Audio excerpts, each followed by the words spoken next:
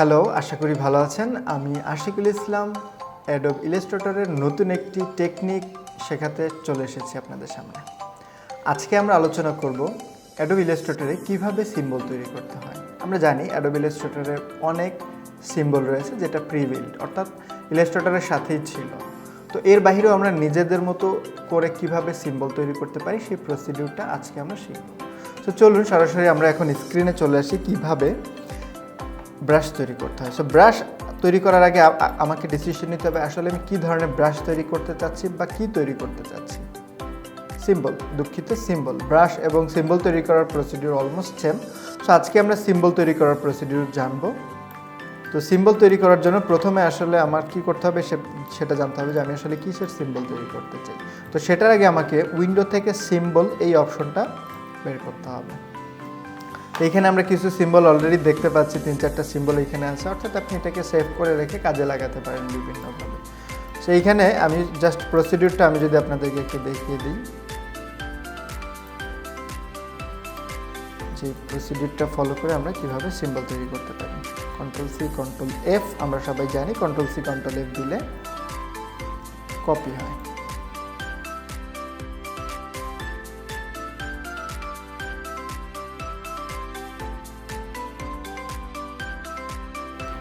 আমরা এটার অ্যালাইনমেন্টটাকে মিডল করে দিলাম, এটার অ্যালাইনমেন্টটাকে হরিজন্টালি মিডল করে দিলাম। তো মোটামুটি আমাদের এটা একটু কাছে যাবে ক্লোজ। মোটামুটি আমরা একটা শেপ তৈরি করার চেষ্টা করলাম। এটাকে এখন আমরা সিম্বলে রূপান্তর করব। তো এটাকে জাস্ট সবগুলোকে ধরে জাস্ট সিম্বলের মধ্যে এনে ছাড়লেই এটা একটা সিম্বল হয়ে যাবে। সিম্বল যে বক্সটা দেখতে পাচ্ছি, বক্সটার ভিতরে এনে আমাকে ছাড়তে হবে। তো এটার নাম একটা আমি দিলাম, জাস্ট নিউ সিম্বল যেটা আছে, সিম্পলি একটা নাম থাকতে হবে অবশ্যই আপনার সিম্বলের। এটা অবশ্যই আমরা ডাইনামিক ক্লিপ দেবো। এখানে মুভি ক্লিপ গ্রাফিক আছে, এটা আমরা মুভি ক্লিপ রাখবো এবং ডাইনামিক সিম্বল রাখবো। এছাড়াও গ্রাফিকও দিতে পারি, সমস্যা নেই। আপনি অন্যটা দিয়ে ট্রাই করবেন। আমি এখানে দুটো অপশন আছে, দুটোই বলে দিচ্ছি। এরপরে স্ট্যাটিক রাখতে পারেন, ডাইনামিক রাখতে পারেন। সো ডাইনামিকটা বেসিক্যালি আমাদের বর্তমান আমাদের বিভিন্ন কাজের ক্ষেত্রে বেশি সুবিধা হবে। আমরা স্লাইসটা এনাবল করব না। এরপরে আমি জাস্ট ওকে দিয়ে দিলাম। দেখেন আমার এটা এখন একটু আগে কি ছিল, এটা ছিল যে স্বাভাবিক ইলিপস, এখন এটা সিম্বল হয়ে গেছে। আর সিম্বল সেটা আমরা কিভাবে বুঝবো, সিম্বলের মাঝখানে ছোটো করে প্লাস আইকনটা থাকে। দেখেন আমি যে সিম্বলটা নিই, এখানে যে একটা আইকন রয়েছে,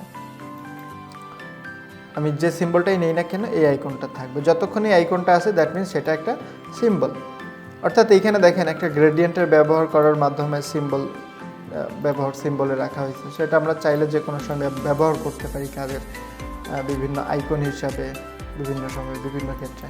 তো এটা হচ্ছে সেরকমই একটা কিছু। এই যে আমি সেভ করে রেখেছি, এখান থেকে যখন প্রয়োজন আমি এটাকে নিয়ে আসতে পারবো। তবে হ্যাঁ, এটা যখন আপনি নতুন একটা ফাইল নেবেন তখন কিন্তু এটা থাকবে না, তখন এই ডিফল্ট সিম্বলগুলোই থাকবে। এই সিম্বলটা তখনই থাকবে যখন আপনি যে ফাইলটা এখানে আছে এই ফাইলটাকে ওপেন করবেন, তখন এই সিম্বলটা থাকবে। অর্থাৎ এখান থেকে আপনি কপি করে নিয়ে অন্য কোথাও ব্যবহার করতে পারবেন। তো মজার আর একটা জিনিস আপনাদেরকে এখন দেখাই দিই, সেটা হচ্ছে সিম্বল স্প্রেয়ার টুলটা নিয়ে যদি দেখেন, সিম্বল আমরা লাস্ট যে সিম্বলটা বানিয়েছি সেই সিম্বলটা কিভাবে স্প্রে হচ্ছে, মানে জাস্ট মাউসটা চেপে ধরে রাখলেই।